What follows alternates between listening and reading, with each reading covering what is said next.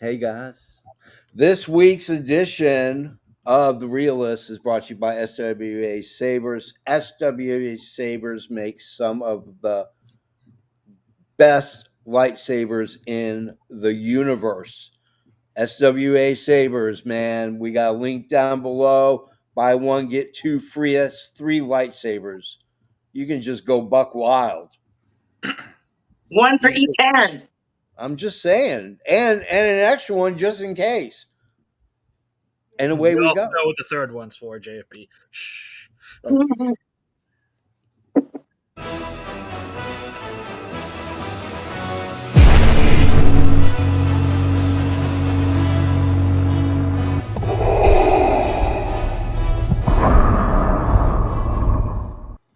Man, I am so stoked about this week's episode because literally Kimmy reached out to me. She's like, "Hey, can I make a suggestion?" As I'm wide open. I just want this to be about people who love movies, the cultural impact that these movies have on generations. What a great week to pick this. I think we're doing God's work is what we're doing. We're doing the top 10 Disney animation films, not Pixar. Pixar's not included. They deserve this. Their own episode. Yeah. But when you look at everything, holy cow. So I gotta plug the shit Fruit Cat hates because um, it's not gonna get a lot of views But it's because great. It's the algorithm hilarious. the algorithm does not like it because he's smoking a cigarette and he swears. Yeah. Ah, So it's just got to be pushed on plugs and stuff like this. So make sure you watch shit Fruit Cat hates. It's really good. It's funny as hell. all right. Well, you know what? I think what we should do, let's just run our intro really quick and let's just get into it.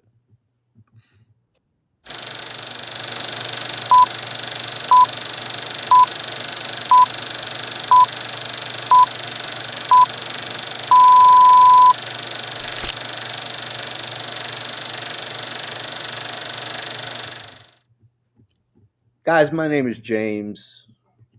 I'm a filmmaker. And I've done a lot of different stuff. I was used to be a first AD, a first assistant director. I used to be a unit director. I mean, there's a way for me to do it. I've done it, except for hair and makeup, because I mean, come on, what do I know about hair? I haven't had hair on my head in like 40 years, 30 years. I mean, hair, who needs it? It's overrated. Overrated. What about the man down below me? Let's go around the horn, introduce yourselves. What's up, everybody? It's Joe. I'm just here to talk movies. No insider knowledge, just love watching movies and talking about them. Because that's why I started this show. I'm Kimmy. I am in love with Disney, everything Disney. So that's why I suggested it. Can't wait to talk about it. And I know my name says Canada F and Dry, but I'm not changing that every freaking episode. I'm Aaron, and I'm here to talk about some movies. All right. So it's interesting that when we get into specifics, especially Disney, I mean, there was a. They are the first animated feature film ever, 1935, Snow White. So before we even get into like all this history and all this other stuff, I want to know what's rattling in everybody's heads. Every week, that's what I want to do. I want to know what is rattling in your heads. When I say rattling, it's like something that stuck, a song, a movie you just watched, or like you just saw like a scene of a movie that, or like a TV episode, whatever, man. Like whatever's rattling in your head, lay it out. Let's talk, because you'd be surprised how quickly you get to find some really cool stuff talking to other people about that stuff. Joe, what's rattling in your head? Okay, well, I want to bring up what we talked about last night on the podcast while Canada Dry was having his technical difficulties. But there are rumors floating around that Jamie Hayter has been cast in Avengers Secret Wars, which is, I think, is pretty cool because I'm a Marvel guy. Yeah, And to be cast, I think, in what many consider may be like the most important movie in Marvel right now, like in the right. history of Marvel, because it could really determine the future of This is what like that a soft studio does. reset, isn't it? I have no idea what they're planning. I don't like. I've heard that it is a reset. I heard that it's kind of, sort of, but maybe, maybe not. Yeah. I guess we got to wait and see. This is the one with Doctor Doom, right? Yes, Okay. With Iron Man playing Doctor Doom. Yeah. that's curious. I don't know. Like, everyone has mixed feelings on it, and I'm just taking a wait and see because I don't know if he's supposed to be a variant. Like, I don't know how they're going to play it out. But if there's anyone I trust to tell it, it's the Russo brothers. Yeah. I feel it's probably like an alternate universe Stark. Yeah. Here's my whole theory on it was, as long as Robert Downey Jr. doesn't play him like Tony Stark, I don't have a problem with it. If he plays him like Victor Von Doom, I'm okay with it. What about Yeah. what if it's a mishmash of the two characters? I don't, if unless there's some kind of time dimensional rift, which is, to me, bullshit writing. It's bullshit. That's a plot hole you can drive a universe through. Yes. Yeah. That's a huge problem. And that's the reason why, like, this whole Doctor Doom and Avengers Secret Wars, I guarantee you this is the make and break. If they do not make at least $2 to $4 billion worldwide, it's a failure. Isn't the Secret Wars where the symbiote suit came from? I think so, yes. Yeah. I know nothing about Marvel. Well, they are in the House of the Mouse. I know. Scarlet Witch is technically a Disney princess. Yes. And that makes me very, very, very, very He happy. lives in the castle. Scarlet Witch lives in the castle. Yeah. Don't be tripping. You know she runs that place. Because if you don't, 1935,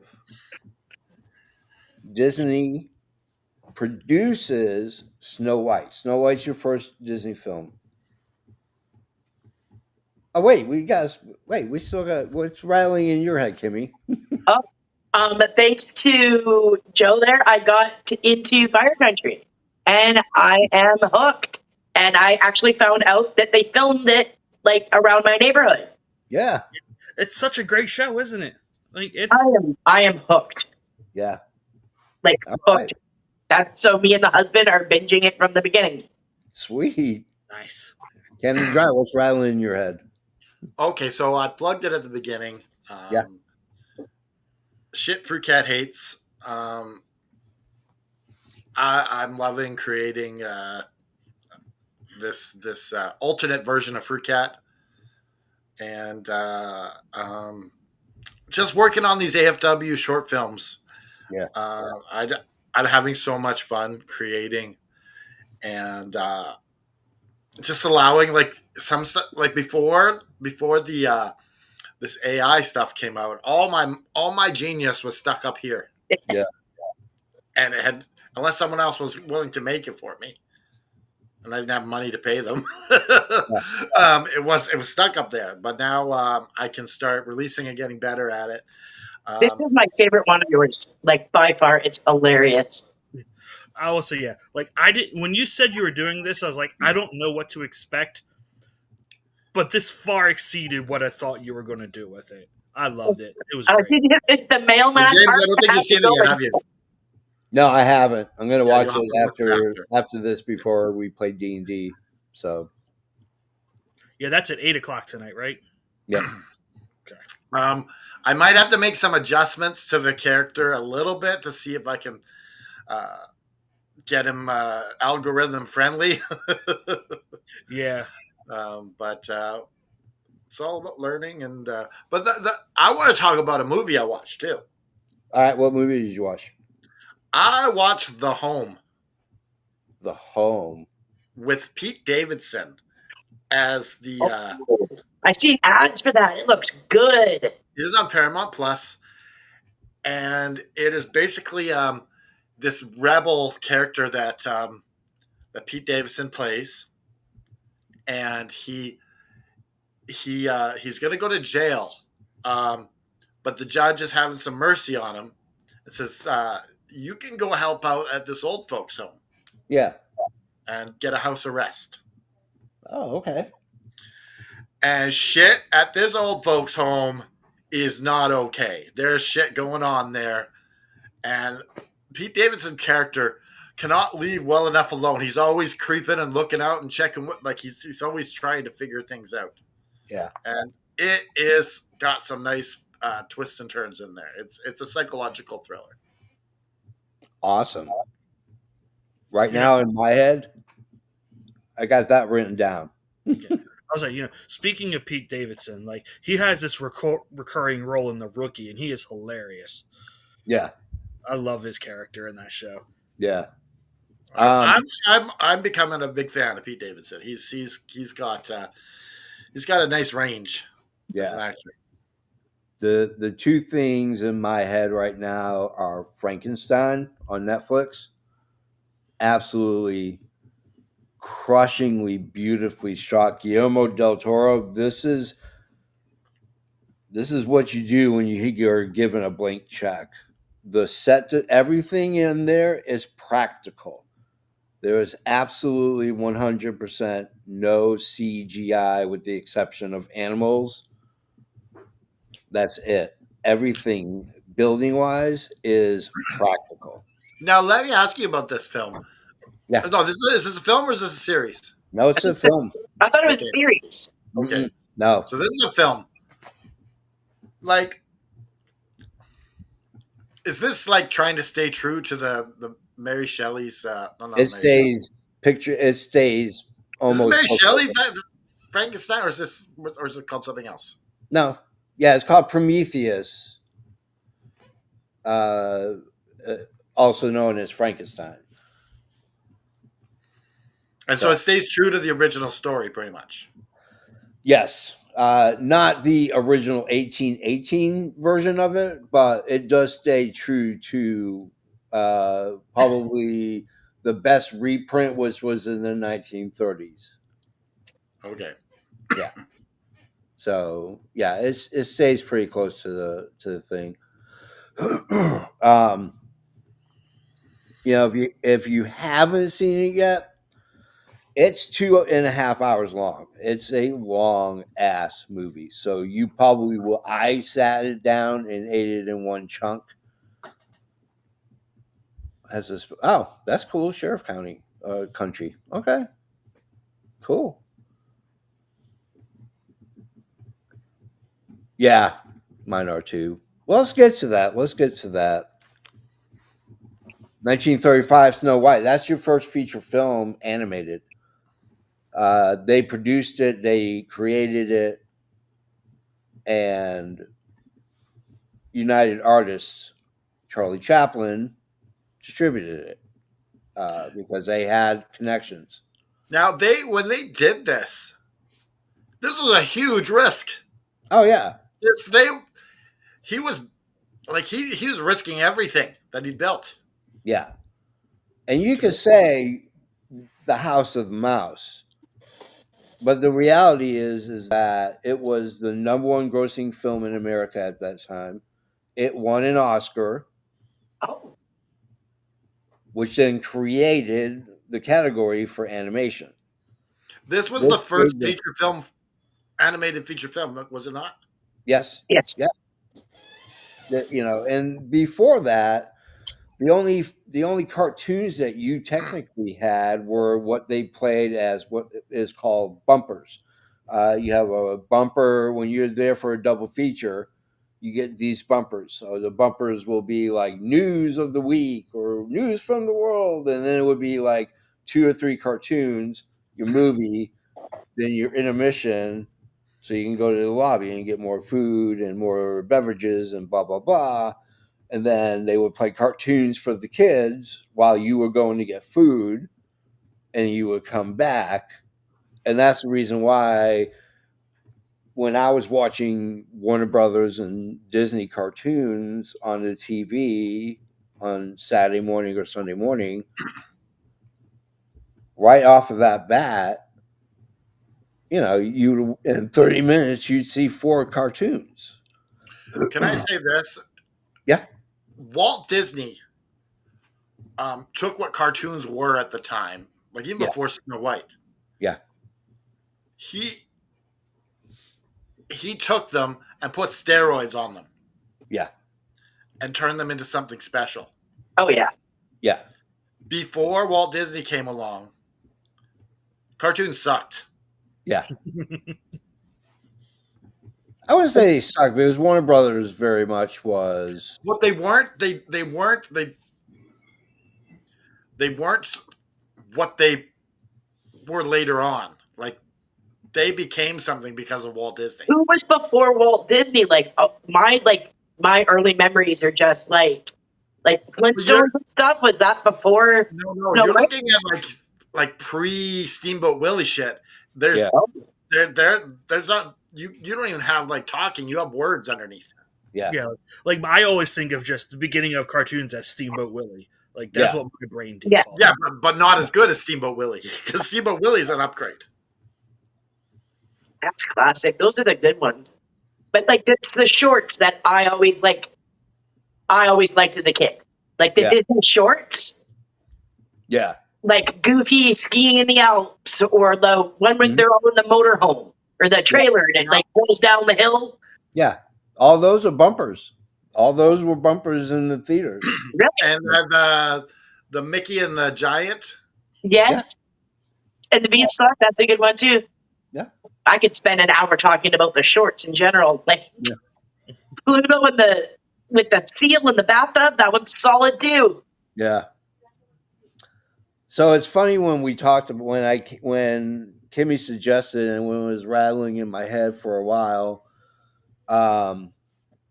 I said, "Wow, man! Like, it's really hard to do just 10." So there will be a part 2 and probably most likely a part 3, because there's going to be, and the part 3 will be, oh shit, I can't believe we forgot to say that. but we forgot to say it. So I mean, you could almost do like top 10, like a decade, like 80s, 90s, 2000s. Like that's how much content Disney has. yeah, absolutely. So number 10 was my pick. This was the first Disney cartoon or Disney animated film that I ever saw. Was this one? It is The Jungle Book, Yes. and I mean the music in it. I wouldn't be just like you. I mean, it's Oh, I'm gonna have songs stuck in my head all day now. yeah. And here's what's funny was I'm a pretty avid reader, and I was like talking to my mom about the movie, and she was like, "Oh, well, it's based off of a book." And I was like, "What?" Yeah. She goes, "Yeah, you should go check it in the library." Like, what? Well, what else have I been watching? And she's like, "Well, slow down, because there's a lot of stuff you've been watching that is based off of books." And I'm like, "Oh," because that year I just got a library card. How old were you? I was like 8, maybe 9. Maybe, yeah, 8 or 9, and I was just fascinated. I just read books, like, because God forbid if the sun wasn't shining with no clouds in the sky, you couldn't get TV reception, because the little rabbit ears You got to position it a certain way with tinfoil leading in a Yeah, trail. put tinfoil on to extend them. Yep. Oh my goodness. No joke, man. I'm telling you, many times I had to go out on the scaffolding that, and Hold it. hold it so we could watch the Red Sox play.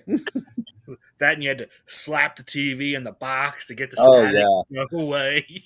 I You kid got to you hit not. the TV in a certain way. Yeah. Until My my brother used to parents, have to hold it too for yeah, wrestling to get it in, and he'd get so mad because he'd miss it because he had to hold it, couldn't get to see it. Damn, I feel old. yeah. Sitting there hitting the TV made me feel like the Fonz with the jukebox. Hey. So Jungle Book, it's Rudyard Kipling. He is the author of the Jungle Book. You know what? I'm gonna go around the horn and then we'll come back to me. So Joe, go ahead. Let's talk Jungle Book. Oh, I love this movie. It's like this is going to be a recurring theme, but I love all the songs. Like to me, like that's what I know Disney for is the music within the movie. Mm-hmm. They're always so great. Yeah.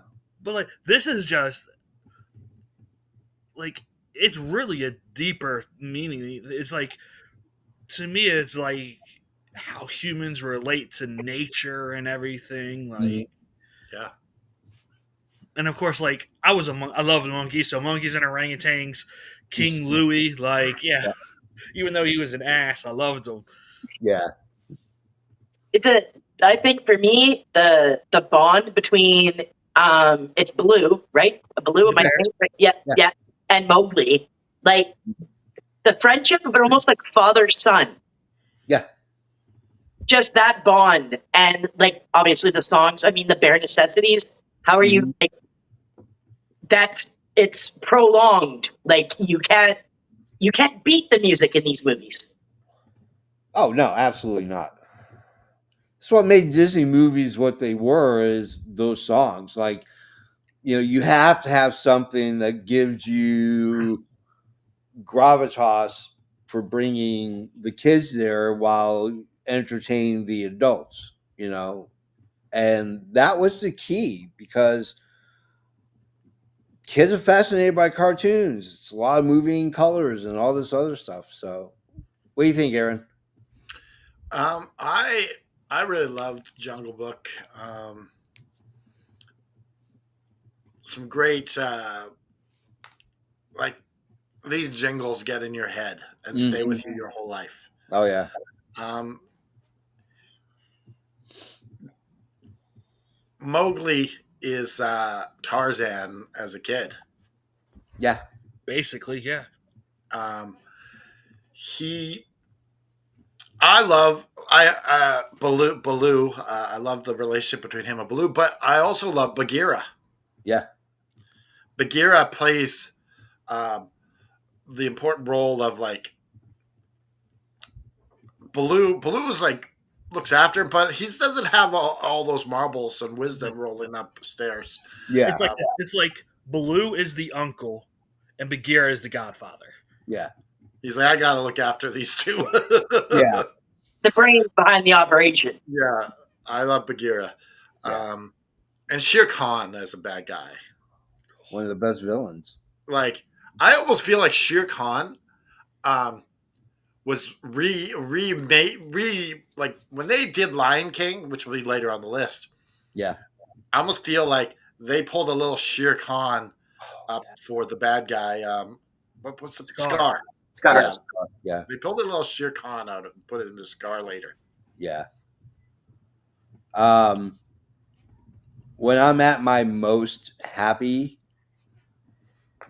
I will walk around, just start slapping my belly and start singing that song. I mean, it makes me Bare happy. necessities. Like one day, just out of the blue, she's like, you seem to be happy. And I go, yeah, I'm pretty happy. And I walked around, started slapping my belly and singing that song. And she's like, dear God, what the hell did I get into? And I'm like, I'm She James. knew. She knew. Oh, she knew. She knew for damn sure she knew.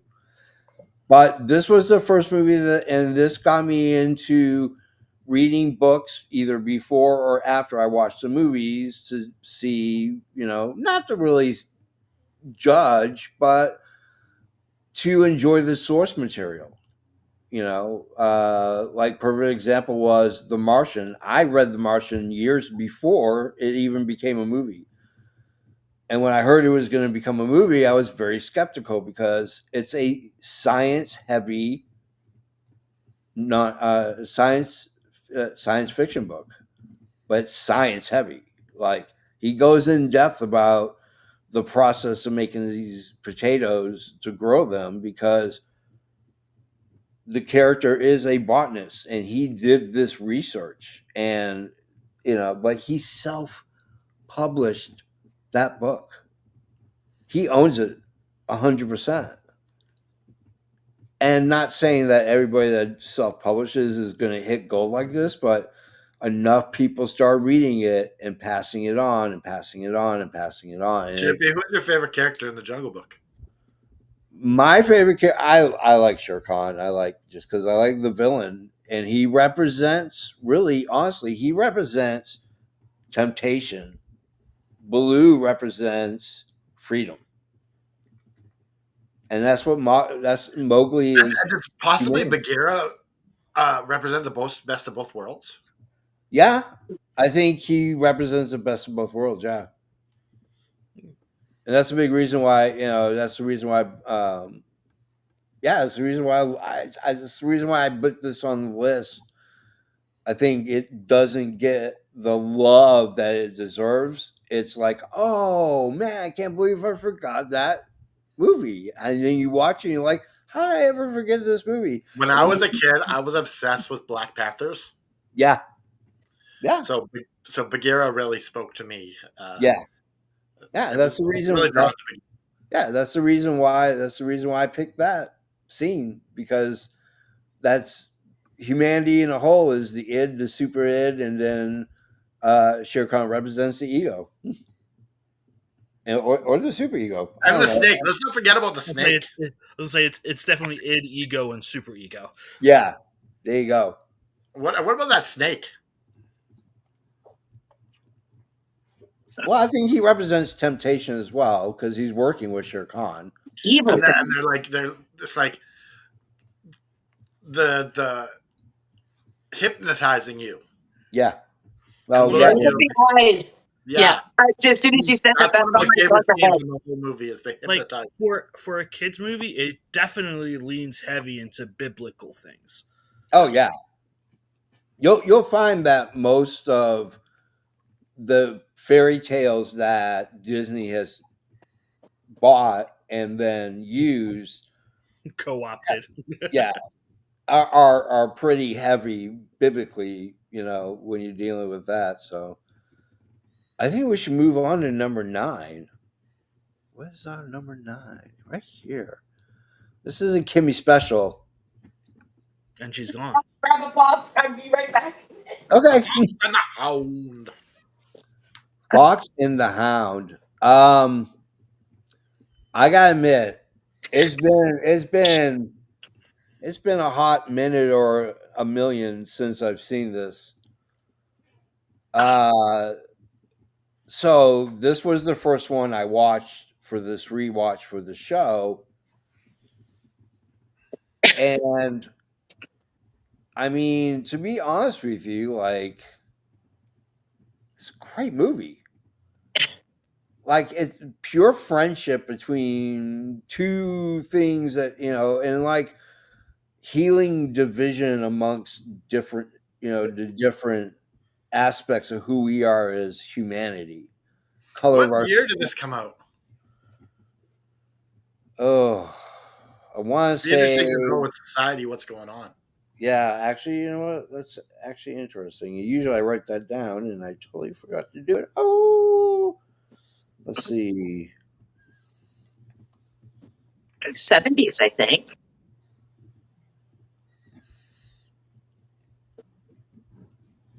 $1981. Yeah, Oh, really? 1981. Okay. Yeah, I mean, you got to remember, like this is this is probably the last remaining people coming back from Vietnam, veterans being treated like shit for fighting a war that they were told they had to fight, so like you got a lot of turmoil going on, because you have near the end of Jimmy Carter's and then the beginning of Reagan. And so you have like this schism change, and news is starting to cover things like racially sensitive topics. There was, you could sense the racism, like that part of this movie too. Yeah. Yeah. What I find is it really I guess you're looking at the beginning of the '80s, and it's the beginning of a new way to think, a new way to behave. Yeah.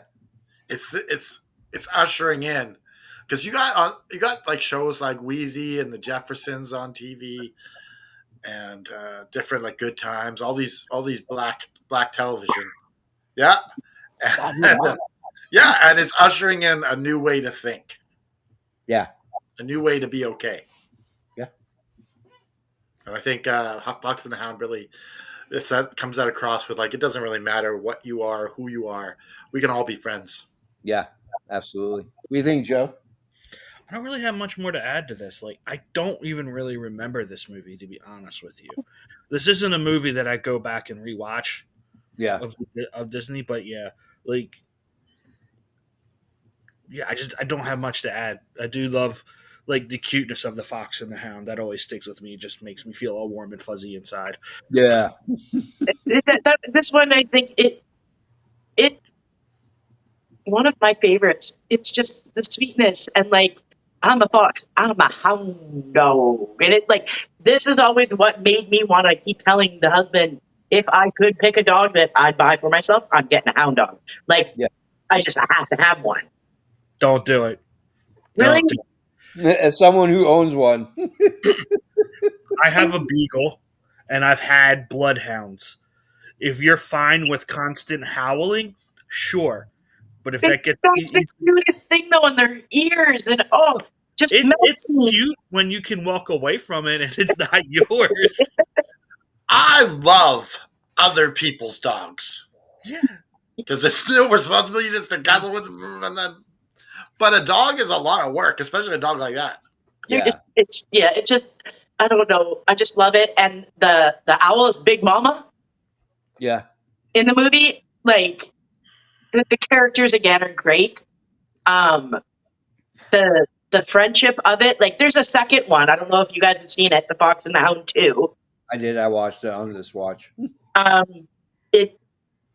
It's not as good, but at least it brings it back, because that was released years later, wasn't it? Yeah. Yeah. Like 84, 85, I think.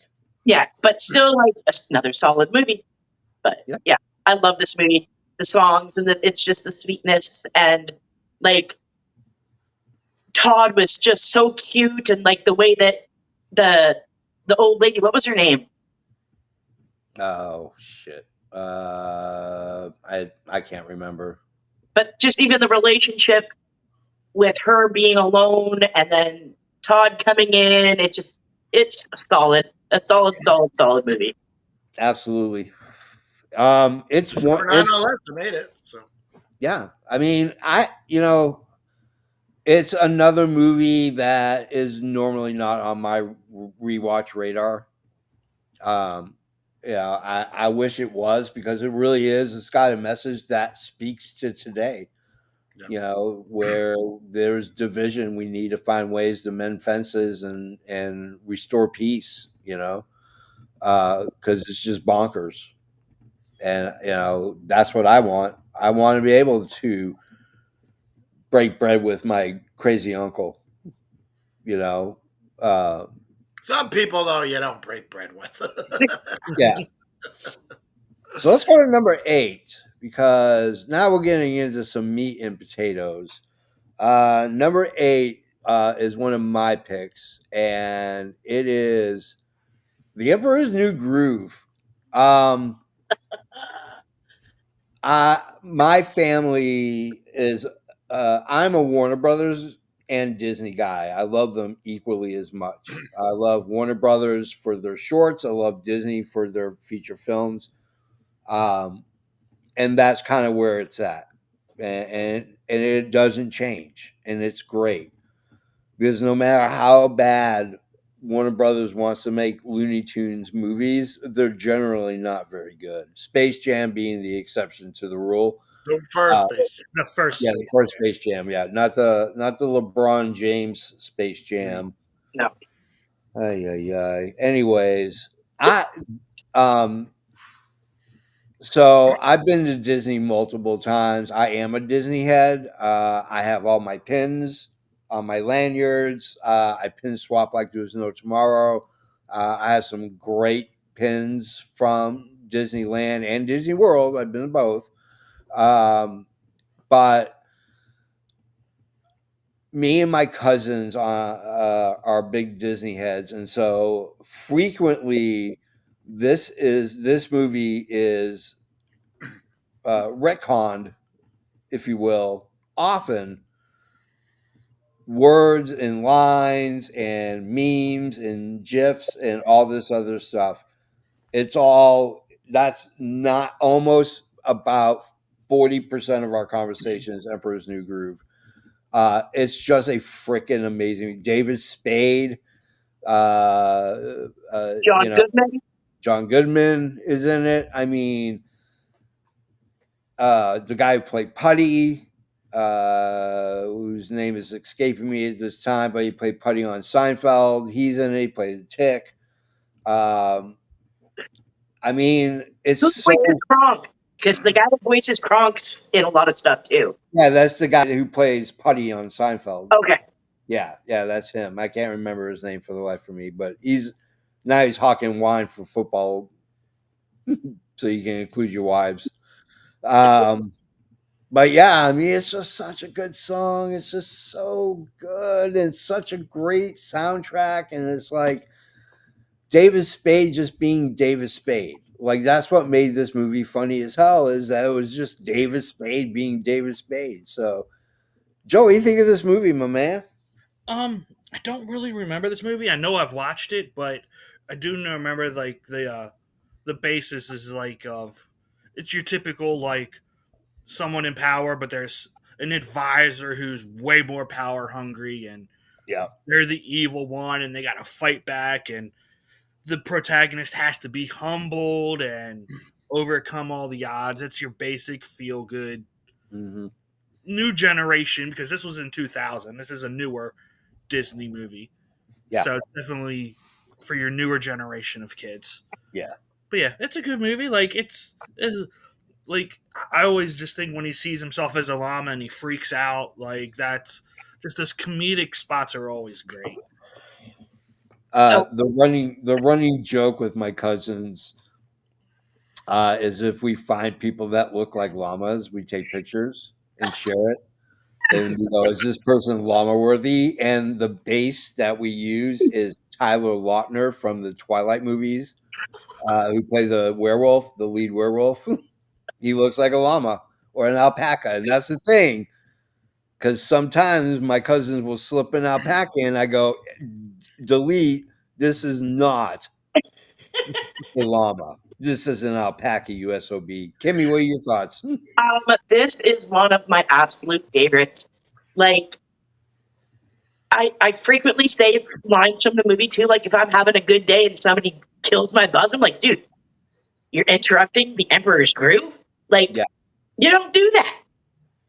And like, there was a boy back in the day. Me and my girlfriend, same thing. It was ugly llama face, and then we called him that for so long that we still, if I talk to her and I'll be like, hey, I ran into llama face. She's like, oh, ugly llama face. And like, pull the lever, Gronk, wrong lever. Like, like some of the greatest lines in this movie, like just, yeah, one of my definite favorite Disney movies. Like, Yeah. solid movie. Yeah. Just John Goodman as the dad, like Pacha, Yeah. and he gets his eyeball going. Like it just, yeah, classic. Mm-hmm. He is. John Goodman is just such a decent human being. I mean, there's nothing you can say bad about John Goodman. What do you think, Aaron? I'm a little pickier with my Disney movies. Um, I wouldn't have put this on the list. I feel it doesn't stay true to the classic Disney formula. Yeah, It's kind of off the beaten path a little bit. yeah, I do like the. I feel like Shrek ripped off the buddy the buddy thing in this. yeah, With I feel like they stole that a little bit for Shrek. yeah, Um, but yeah, I love the interaction between the two buddy cops. They're not buddy cops, but I just call them that. yeah. I like the interaction between the buddy, David Spade and Putty. Yeah. Yeah, but I wouldn't have put it on the list, but it's still a good one. Entertaining. It's hard to make this list. But this is my pick because it. I mean, like I said, like it reminds me of my cousins and us, and just It's good comedy too. Like you can't like so many good parts. Yeah. Yeah. And Like, we'll you have to get that- mention like something later on. We'll have to mention what we would have put on the list instead of certain things. Well, we're going to do a part 2. The most likely a part 3, but part 2 definitely because there's just a lot that's not on this list. Yeah. But we will be doing a part 2 soon. So, I like I said, I just love this movie. To me, it's just, yeah. I just love this movie. So let's go to our next one. It is. I don't know. Oh, there it is. It's The Little Mermaid. This is a. I mean, this was one of the first that used digital animation. It introduced the aspect of doing it. I'm gonna go with Kimmy first because I know Kimmy. This was on your list, so First of all, Ursula is my spirit. I am the salty sea witch. I Yep. have a beautiful Ursula collection that's awesome. that continues to grow. Like I want to get a tattoo of her Yeah, because like I love her so much. And Yeah. the songs, and this is another movie that I should watch alone because I know all the lines and like I was by myself the other night, literally, and I put on the Little Mermaid sing along. yeah, And I just sat by myself and sang the songs from the Little Mermaid because sometimes you just gotta do that. yeah.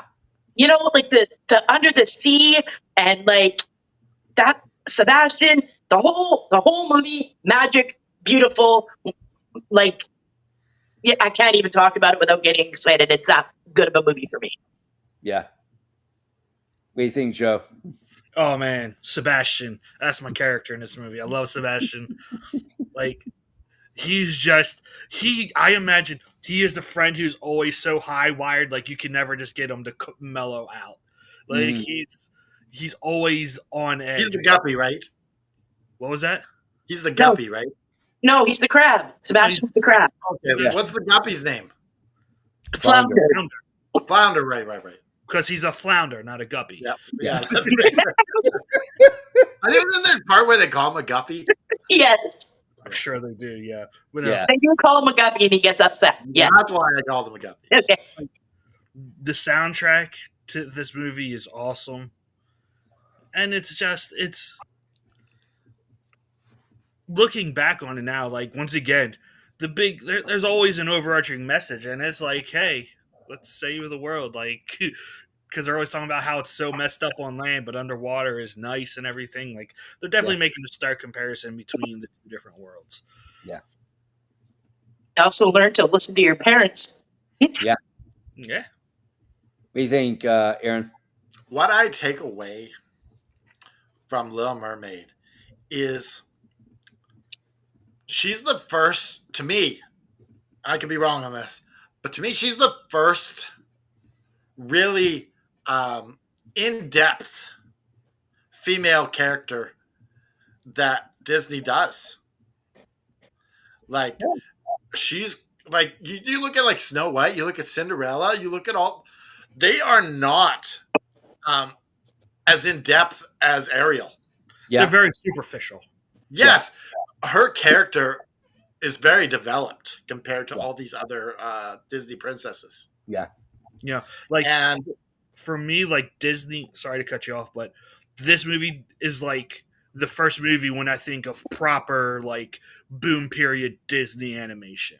Yeah. This is the first one. I have to show off. Which There we is, go. Cookie jar. that's my housewarming gift babe. from my best friend Julie. She got me that, so I had to show her off. Yeah. Now, like I really like the development of Ariel. You just fall in love with her. Yeah. She's that first Disney princess, if you want to use the word, that you really fall in love with the character. Just, I think that's what they really did well, and I don't think they've done it since Well, you got to think too. She for didn't talk for a women's character. for how she didn't have a voice for how long through that movie, but that you still resonated with the character even though she had no voice. Like they portrayed it so good. Yeah. They That showed Belle, everything. not Belle, but Ariel. She's my absolute favorite Disney princess. Yeah. I can get behind that. Yeah, she's amazing. That whole movie is amazing. My takeaway has always been to be yourself.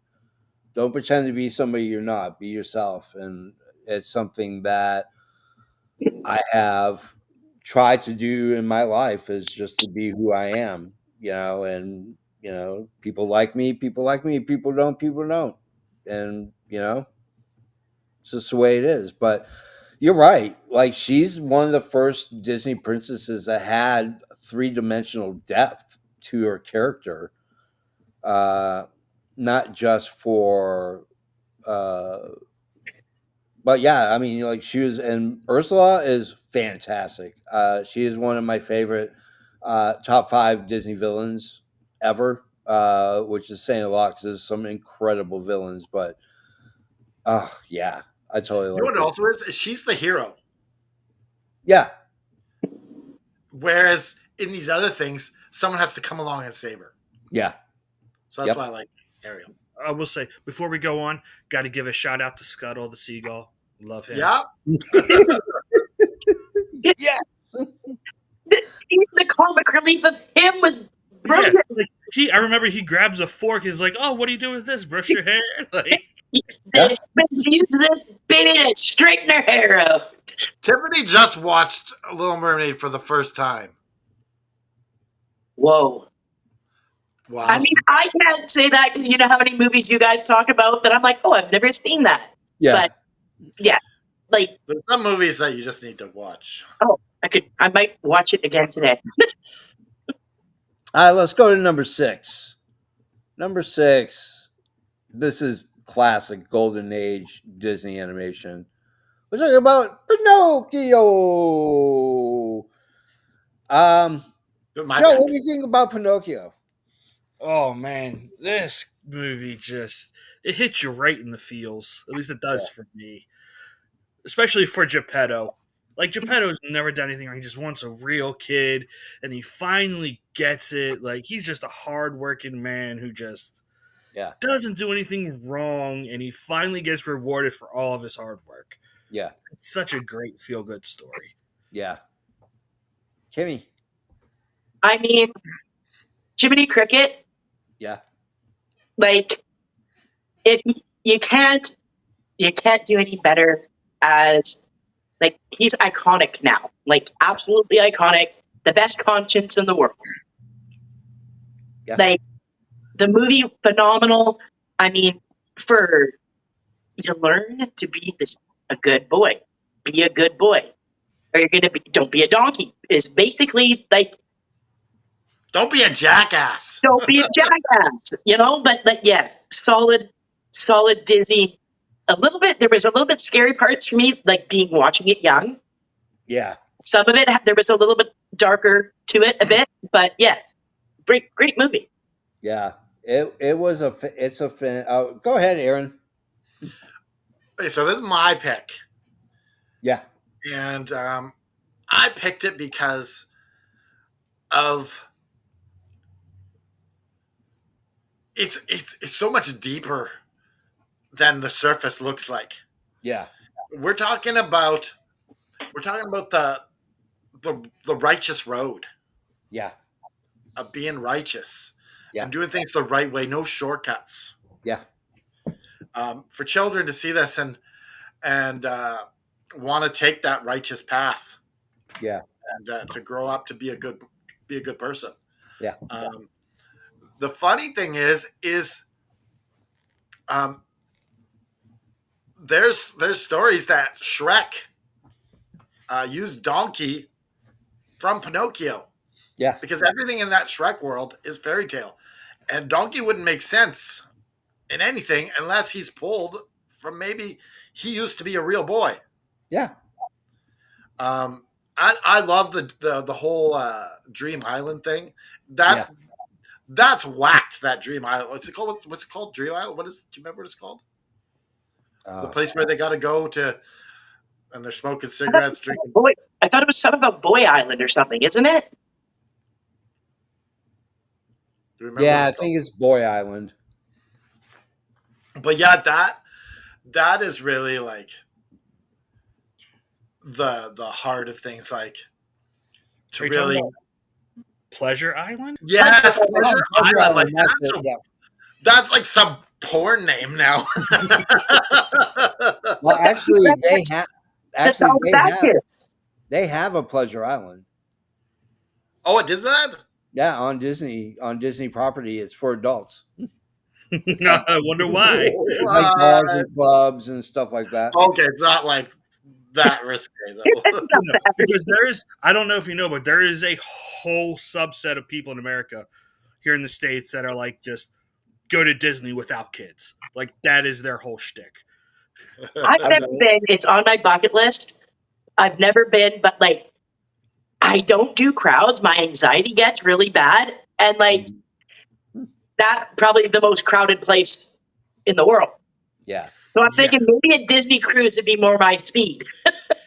But Pleasure Island to me is this. It's this thing where eventually you're going to have to learn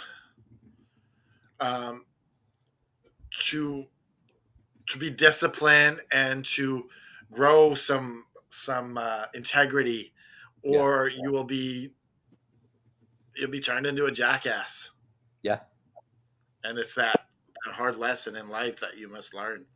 And then people put your head on a donkey's body and post it in a group chat. Yeah. I love Pinocchio. This is one I revisit quite often. I remember growing up, this scared the living hell out of me with the Pleasure Island and him turning into a donkey, which then turned into my love of transformation movies like werewolf movies. When they have really good transformations like American Werewolf from London. And Pinocchio really needs Jimmy Cricket on his side because he's so gullible that anyone can pull him to the left or the right. Yeah. Well, that's because Pinocchio at the moment isn't a real kid. Jiminy Cricket is his conscience, literally. Yeah. Yep. He's half a real kid. My uncle I had an uncle, my Uncle Carm used to call me Jiminy Cricket because I was always hopping around. And he was like, that boy's got some problems. Jiminy Cricket. So this movie is so in depth. Sorry, JP. I get so excited. It's Pinocchio turning into a real boy at the end. Yeah. Are we becoming real? Yeah. That's another thing. Are we becoming real? Are we Johnny come lately? Yeah. It's a sermon. Yeah. I love this movie. Like I said, I mean, it's about being yourself and again, not having to put on airs about who you are as a person. You don't have to lie. People are going to like you for who you are, or they're not. And if they don't like you for who you are, then so be it. That's how you have to go through life. And the whole lying thing that becoming a pop culture. Like someone tells me, "Okay, Pinocchio." Yeah, it's used all the time. I'm like, is your nose growing? Yeah. Let's go to number 5. I love this movie so much. It's Lilo and Stitch. Again, I'm a Disney fan with not even having a child. Now my little nephew, he's not little anymore. He's 22. He's 21. But um, yeah. I mean, seeing Disney through his eyes again. What? Oh, come on. Take that off. I don't want that on there.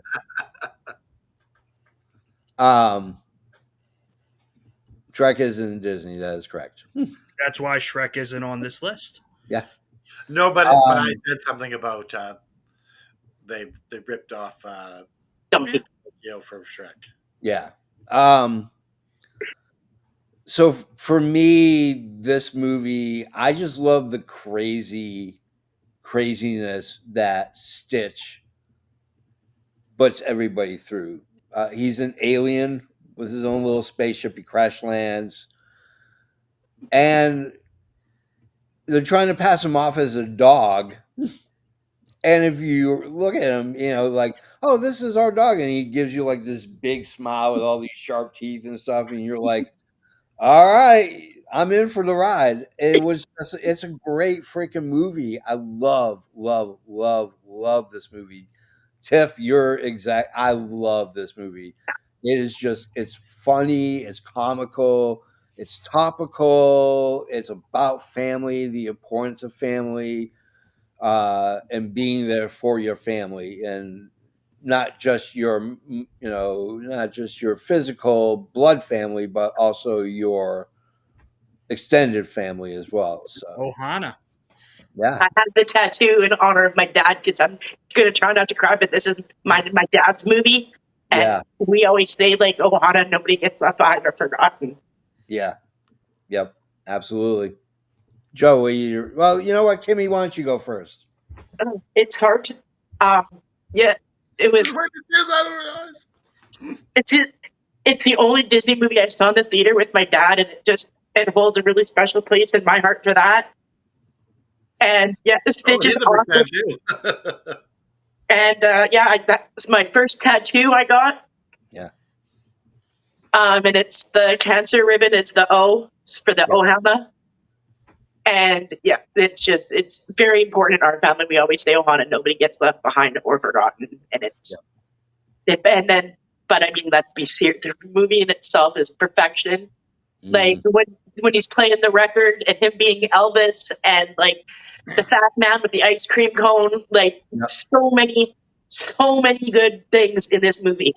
Yeah, absolutely. 100%. What do you think, Joe? Yeah, this is such a great movie, and it makes it even more better because they just had the 25th anniversary. So my son is obsessed with Stitch. Like we went out with his whole dance studio to go see the live action one, which in my opinion isn't as good as the animation. Yeah. What is it? That's the one with the rock? No, you're thinking of Moana. Okay, but Moana's coming out soon. Yes. July of 2026, yes. Yeah. But, on my birthday. It's such I love this movie. It's so simple, but it's just, like you said, it's like family is everything, and family isn't, it's what you choose, or who you choose is your family, not necessarily who you're born with. It's such a great message. And just, he's such an ass, but he's so lovable about it. It's great. Yeah. I got a picture of me at Disney with Stitch, and we're both too sweeting each other. Or at Yes. least how you could possibly do it is more like this. But Yeah. yeah, because you got to throw wrestling in when you're out and about. So, what do you think, Aaron? Unfortunately, I've never seen Lilo and Stitch. Oh, I have no opinion. I'll have to bow out of this one. I'll have to get to this one. yeah, It you is a good. definitely It's a get good. this one. Watch the animation. Don't watch the Yeah. live. Yeah, don't watch the I live action. waited so long for that live action. Like, I was so. If we take a second, I hate how the movie ends. The whole thing is family this, family that. Yeah. Oh, is this the live action one? Yeah. Yeah, there's a live action one. So Yeah. close your ears. And then at the end, they betray that whole message, basically. I don't like these live action movies versions of them. It I- depends. Like, Some of them Maybe suck the really single bad. one. Oh my goodness. Yeah. I don't know if there's been a good live action remake yet. I like the Sometimes live action it- Jungle Books. No. I like I don't the know what only it is. live action remake that I absolutely think is at least as good as the animation is Mulan. Yeah. one? There was a live action Mulan. version. I like Yeah. the Lion King. The live action Lion King I like too. Yeah. I'm not I understand why Disney's doing it. It's a cash grab. Yeah. Absolutely. It absolutely 100% is a cash grab. As a stockholder, I'm happy. I love having my stock go up. As a creative, I don't like it. There are stories to tell. This Oh is my pretty god! good. Don't put that up there. I don't want to hang you on there anymore. No, that was bad. For me, I'm not big into them doing the live action because not only they're betraying their own IP already by changing everything. Like they'll switch endings and this and that. I don't like it. I will not. Usually, I have a pretty steadfast rule, and that is if they do live action versions of animation films that I love, then 100% I will not go see it. Won't support it. I won't even watch it. Which is hard because you watch it, you're supporting the people who made it. It's not their fault. So it becomes a crux at that point. But Lilo and Stitch. Oh, I just love this movie. It reminds me of all the great things that I got the chance to experience when I was in Hawaii for 3 weeks, working on a film. It was amazing. It was just absolutely amazing to see the beauty of these islands and that culture being brought to the forefront to people who may not understand Polynesian or culture or how they work in society. So, I mean, we as wrestling fans, we know how well these Polynesians do. Samoa, Tonga, you got all those areas. So let's go to number 4. Where is number 4? There he is. Walt Disney's Peter Pan. I love this movie, but I want to hear what everybody else has to say first. So, Joe, Peter Pan. Yeah, this is a classic, isn't it? It's just. I mean, I'm not the biggest fan of the movie. I don't know what it is. It's just it's there, and it's like required viewing for a kid to watch Yeah. Peter Pan. Like some of the parts scare me, like just having the kids fly off out of the middle of the night while they're sleeping. I'm like, why are we doing this? It scared me as a kid. I didn't like it. Well, child abduction was seen differently back then Oh yeah, than it is right now. before. But like Strange Hook, danger. like Hook, like legit just has a hook for hand and he's going after kids. I'm like, how is this supposed to make me feel good at all? Yeah. It's a pretty disturbing film when you really think about it. I mean, it is. The Lost Boys is just these children, and it's like, I mean, Parents. yeah. I mean, it's crazy. It's just So insane. let me just take this. So the Lost Boys were originally um, boys who flew off like everyone, like these guys did, Yeah. and then just stayed there. Yeah. Yeah. It's creepy. That's worse. Yeah. That doesn't paint any sunshine on that dark cloud. Yeah, My they, friend. they didn't. They didn't have any reason to go back. It's heartbreaking that you think about it that way. But it is a good. It's a good movie. Like you said, it's like mandatory viewing for any child growing up. Yeah. Tinkerbell, she ended up having her huge own franchise because of this. Yeah. Yeah. So, like, yeah, the Tinkerbell thing, good. And I mean, Hook, there's many movies because of this movie. Yeah. So you got to look at it that way. Yeah. But yeah, it's not one of my favorite Disney movies. Mhm. But yeah, I mean, really good. I preferred Hook over Peter Pan. Yeah. But yeah, it's required viewing, not I not mean, one the of my movie of favorite. Robin Williams, Hook. Yeah, Yeah. Yeah. Where he plays the adult Peter Pan. yeah, I mean, I just love this movie because the fantasy of not having rules to do what you want to do as a child, like being fancy free and doing whatever the hell you want to do, like that is a dream for me. I'd love to be able to do that, especially now. I'd love to just fly away to Never Land and just not do stuff, not worry about bills and obligations and all this other crap. But yeah, I mean, you're right. I mean, Haney's a Disney head too, so He loves uh, Disney. yeah. But yeah, I mean, Pinocchio, Peter Pan, like these flights of fancy. I just, and Captain Hook's one of my top 5 villains of all time. And obviously Killer Croc got his nickname from Killer Croc, the Killer Croc in Disney with the clock in his mouth.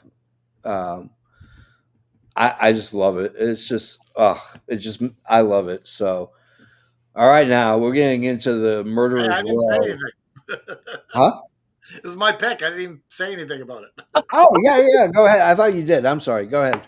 So, for me, which is crazy, Hook, the movie Hook with Robin Williams, Yeah. that completed the Disney Peter Pan universe for me. Yeah. And that pulled me back into the Peter Pan universe and made me fully appreciate it. I love Hook so much for that. And the whole Peter Pan universe is so Yeah. beautiful and you just have this this part of us that never wants to grow up. Yeah. And that's always there Yeah. inside of everyone. Yeah. Because like we're here talking about Disney on a podcast, Disney movies, and that's the Peter Pan in us right now. Mhm. Like this is like, and I love the this always comes back to me. To be able to fly, you have to think of beautiful thoughts. Yeah. Christmas and snow and just all these things. And it reminds you to shed off the negativity and think about positivity in order to be that kid Yeah. still. Yeah. Absolutely. I mean, still to this day, I just want to be a kid. I always Yeah. sing that "Think of Sunshine, Think of Snow" song, especially at Christmas. Yeah. It's a great movie. It's an absolute banger of a movie over and over. I can watch that thing 3-4 times a year and it still holds that enchantment inside of me. So let's go to I number hate that 2. they had the woman play Peter Pan in the play. Yeah. Kathy Rigby. Yeah. Did you like that one? With Kathy Rigby playing? Nah, it was all right. I mean, it had its place, but Yeah. nah, not my Peter Pan. Let's go to number 3. We're talking about Walt Disney's Snow White and the Seven Dwarfs. I'm going to go last because I absolutely just love and adore this freaking movie. But Joe, Snow White. Yeah, I mean, like, don't take this wrong, but talk about a movie that couldn't be made today. Yeah. It would be rejected by the masses. Well, they tried and it didn't work. They made a live action of it and it bombed. Did it Yeah, actually get made? I thought that I didn't know it came live out. action, part of it was because they were using CGI instead of using real people for the dwarves. Like, Yeah. and then Snow White did her darndest to bomb that all on her own with the press tour. Yeah. But anyway, back to the animated movie. Like this is another one of those just heartwarming stories that gives you hope for humanity. Yeah. Like you have Snow White, who is just like, I always think of the where she's in the forest with all the animals and just one with nature. And of course, then you got my favorite dwarf, which is Dopey, because he's just so damn adorable. Like, I mean, it's just what human should be. Working It's Disney magic. yes. And I love it. And once again, more great songs. Yeah. Yeah. Do you actually, speaking of the song, do you actually know that I just learned this year that they're not singing "It's Off to Work I Go"? Yep. They're actually singing "It's Home from Work We Go." Yep. Oh, that's a Yeah, why are you singing? We're going to work. This sucks. it makes sense. I think, I was like, no way, and I had to look it up. And that's then, that's a Mandela effect if I've ever heard one, because it's right, always been that's what it was about. And I went back and I'm like, I argued with Justin. He's like, no. I'm like, watch it. Like 3 times it took us to actually hear it. But in the movie too, they're leaving the mind and going home. It makes all the sense in the world. So I'm like, we always sing it backwards. but then like, how many people growing up? It's like, hi ho, it's off to work I go, but it's not. It's home from work. You're lucky, but you're lucky if like you're after all that work, if you could even like put 2 feet in front of each other. Like, forget the singing. You're tired as fuck. That's how you know these dwarves weren't working. They're way too happy. It's classic. It's goodness. It's like Grumpy is like freaking phenomenal. Yeah. You know, like that's one of the things that you can like ask people. Can you name all the 7 dwarves? Like so many like ice-breaking questions to get to know people about Disney. There's a Comet. There's Cupid. There's Cupid. There's Larry. There's Curly. There's Mo. Shep. Yeah. Oh, no. As a diehard Stooge, it is the original 3. There's people that are Nothing like, against for Shep. in there. And nothing against Curly Joe, but Curly, that's where it stops. That's Stooge. Haney says something interesting here. Disney doesn't even own most of the dwarf character. That's why they limit to that in the park experience. Yeah, I think the only one I ever really see is Dopey. I don't, maybe Doc occasionally, but it's usually Dopey is what you see. He's the one that's, I think they have the rights to. So, but didn't they make it? How do they not own them then? Well, because you're dealing with authors that families and generations that have allowed this to happen are now claiming copyright and all this other stuff, which is great because there's Hans Christian Andersen is not making any money, but his family, and some of it's still public domain, but most of it is owned by Walt Disney didn't write Snow White? No. Walt Disney did write most of his stories. Yeah, they're all fairy tales. But Grimm as we were Brothers, talking about Grimm Brothers for sure. Yeah, we're talking about the beginning of the show. Is Disney takes this gigantic risk. Yeah. And like Walt Disney had them redo things over and over again. Yeah. Because no, this is not grand enough. Yeah. They had to redo all these different scenes, and it was a huge risk. If this wasn't a success, we don't get any of this other stuff on the list. Yeah. Absolutely. They made a masterpiece. That was the formula for every Disney movie after this. Yeah.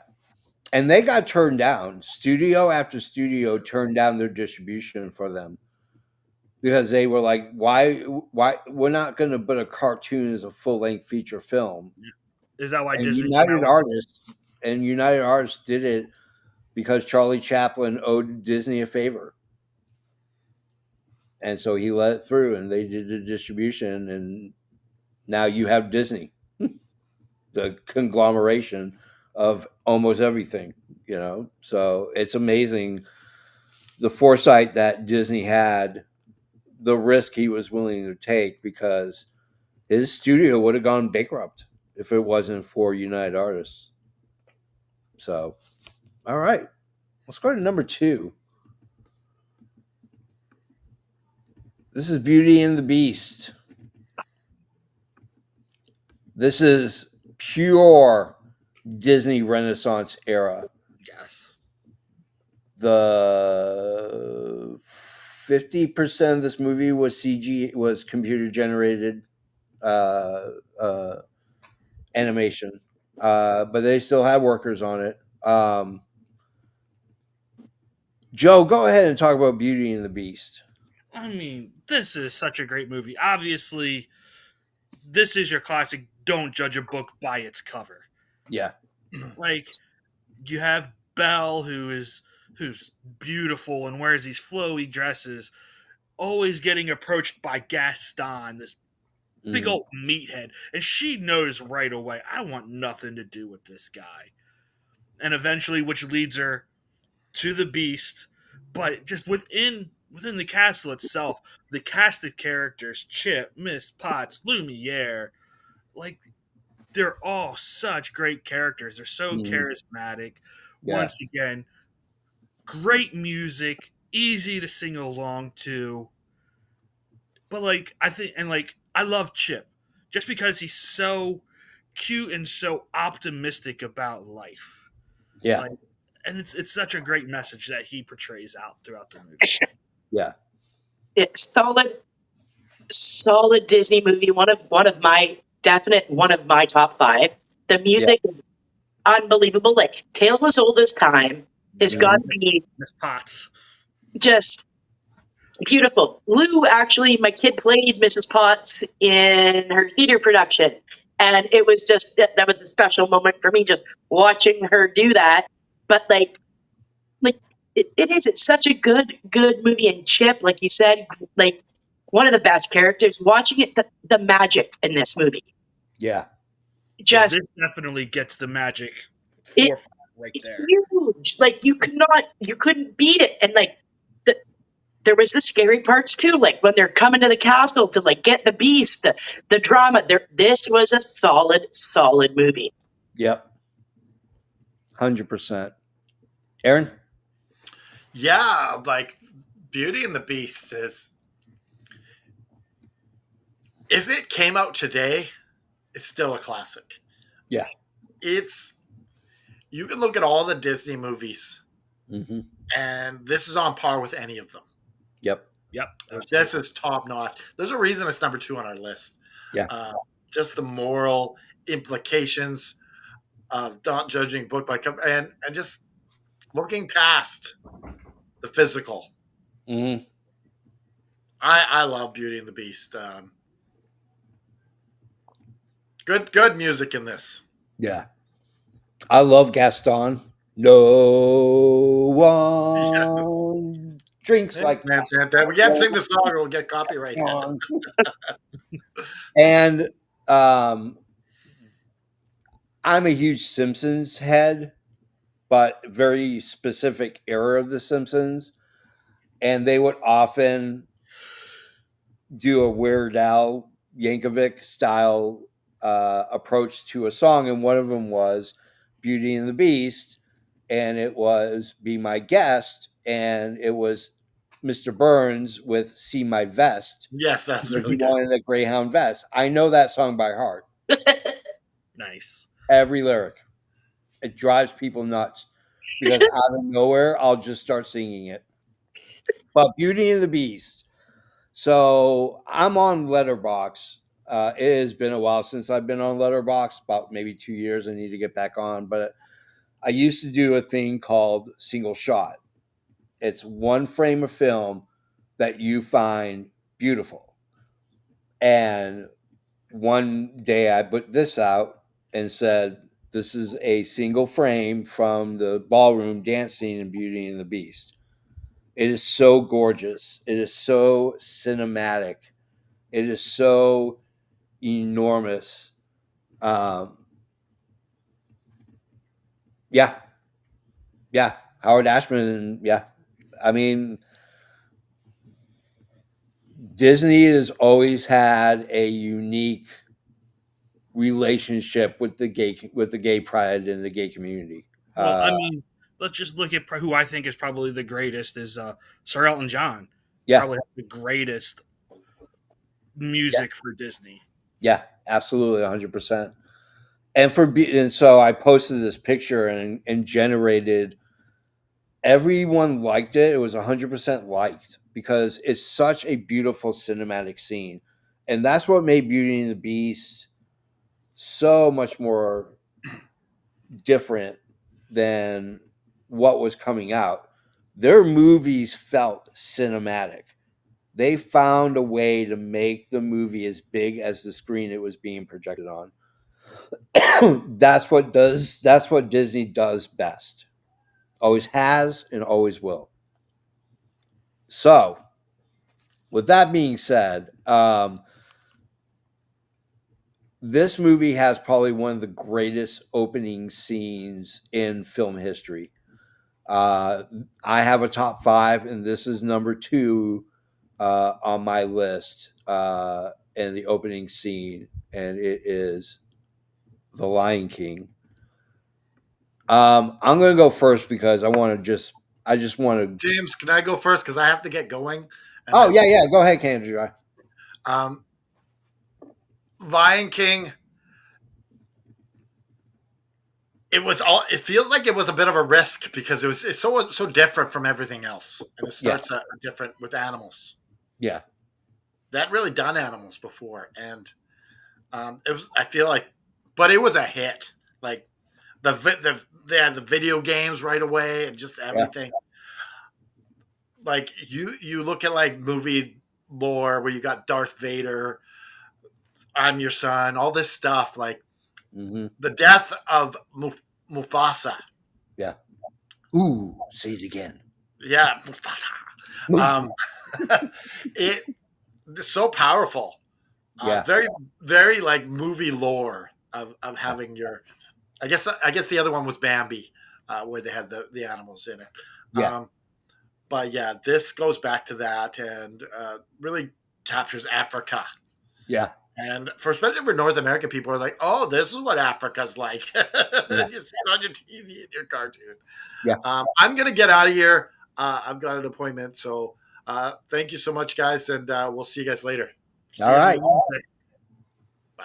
Or tonight, actually. Yeah. Right. Yeah. All right.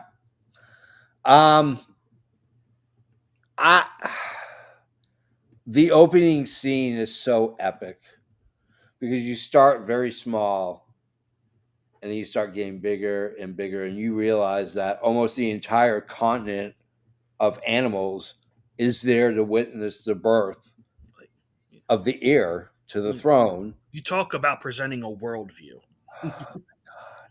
The world building alone is amazing. The music, the lyrics, Akuna Matata, like that. I remember when everyone was saying that, and I still to this day will say it. And I'll say that, and I'll sing the song Akuna Matata. What a wonderful phrase. Okay, we can't sing anymore because we don't want to get sued by Disney. But yeah, I mean, just that world is so huge, and yet the story is so intimate. His father passes away. Now he has to go through life and figure out who he wants to be. Maybe he doesn't want to be the king. Maybe he does want to be the king. Because with the king comes a lot of power, but comes a lot of Pressure. responsibility. Well, that's it. He deals with the idea of worthiness. Yeah. 100%. This movie, I have a Lion King tattoo in honor of my mom. Like, my family's big Disney, and we Yeah. call my mom Mufasa. I actually Yeah. have a lion statue out front of my house. Oh, awesome. Yeah. And like, you just, this is one of the greatest movies of all time, as far as I'm concerned. Yeah. When we re-released it in the theaters, we took Lou, and I think it was probably one of her first times seeing a movie at a theater. And I just remember watching it through her eyes. Yeah. Was insane. Like, especially when with Mufasa dying, I remember she was like standing on the railing and just, no, not the daddy, not the daddy. And then she curled up on Justin's lap and just like was like crying. And I was like, shit, like, this is still hitting. Yeah. Like, I get goosebumps when I watch that opening scene. and who didn't hold their pet or their kid up and do that? I still do it. I still do it to Lewis too. Like, the little dog, we still do it. And the songs, and like, my birthday one year, Justin's mom took me to see the Broadway Lion King. Oh God, that's awesome. It did the goosebumps. I cried. The opening with all the animals and everything, like, I was losing it. I must have looked like a straight fangirl. I was sobbing. It was so beautiful. Yeah. Like, just the magic. Even like watching it live, the magic was undeniable. Nothing I've ever experienced before. Yeah, I'm a big Broadway nut, and I will go see. I've seen Lion King twice, once in New York and then once in Nashville. Seeing it in New York would have been so cool. Wow. I mean, wow. Just the ability of these people to look like the animals is just freaking amazing. And the birds on those things, the way they handle all that stuff, it was just, it was like, we were in the balcony, and it was just magic. That walking down the aisles on the stilts, like, it was insane. Yeah. Okay, so my little soliloquy here. This is, if not one, my second favorite Disney movie. Yeah. First off, like I said, Sir Elton John nails the music. Oh God. All the ones you said, plus I Just Can't Wait to Be King is so infectious and upbeat. I love it.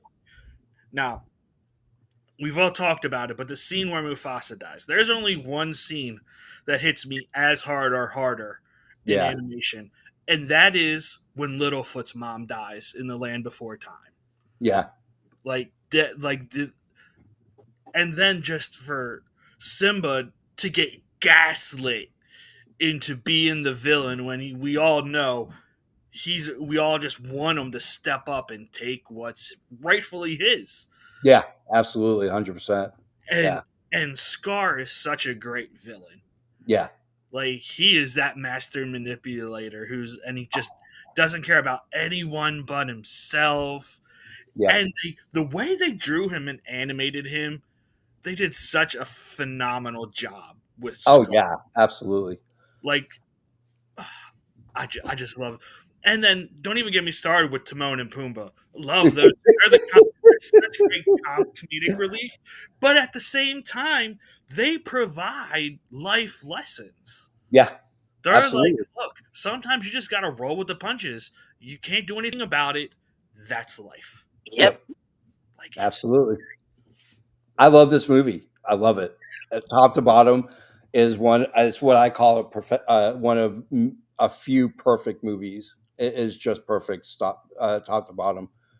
And that's our list. The real list. We went through the first top 10 of Disney films. There will be a part 2. I still want to talk about. Yeah. Next week we will not be on because it's Thanksgiving week. So the week following after, we're going to talk about Kevin Smith. He is one of the biggest influences of my career. I love Kevin Smith. I've met him multiple times, and this man spoke to me in ways that you could not imagine as a young filmmaker. So we'll keep you posted on dates and times. But until then, this has been The Real List.